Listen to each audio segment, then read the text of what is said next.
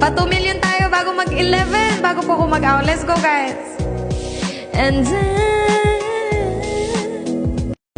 sa lahat ng mga magpaparang 12 dyan, magtatap at magsusubscribe, magsushare, magkakajowa, kayo po na nakaupo, subukan niyo naman tumayo, at baka matanaw, at baka matanaw na niyo ang tunay na kalagayan ko. Ganito kasi yan eh.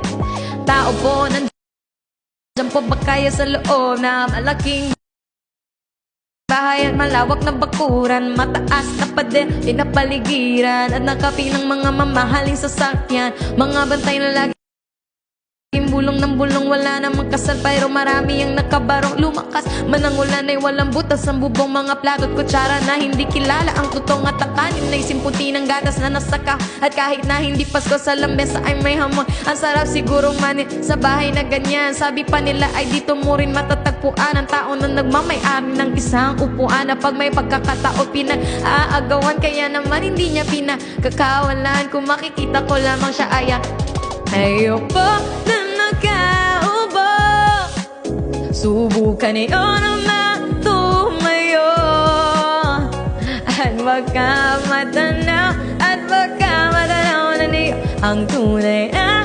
kalagayan ko. Mawalang galang na po sa taong nakaupo. Alam nyo bang pantakal ng bigas namin ay di puno? Ang dingding ng bahay namin ay pinagtagtitag-punyero. Sobrang init na tumutunaw na yelo na di kayang bilhin upang ilagay sa inumin. Pinakulong tubig sa lumang takuring uling-uling gamit na panggatong na inanod lamang sa estero na nagsisilbing kusina sa umagay amin.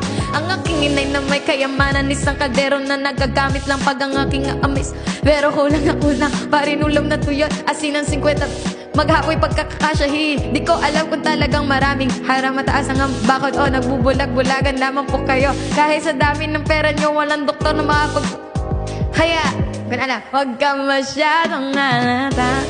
Bato sa langit. Thank you, Ems. Ang mata maayaw at magari. Bato sa langit. Ang mata maaray, huwag masyadong halata. Hey! Huwag kang masyadong halata. Huwag kang masyadong halata. Eh, huwag kang masyadong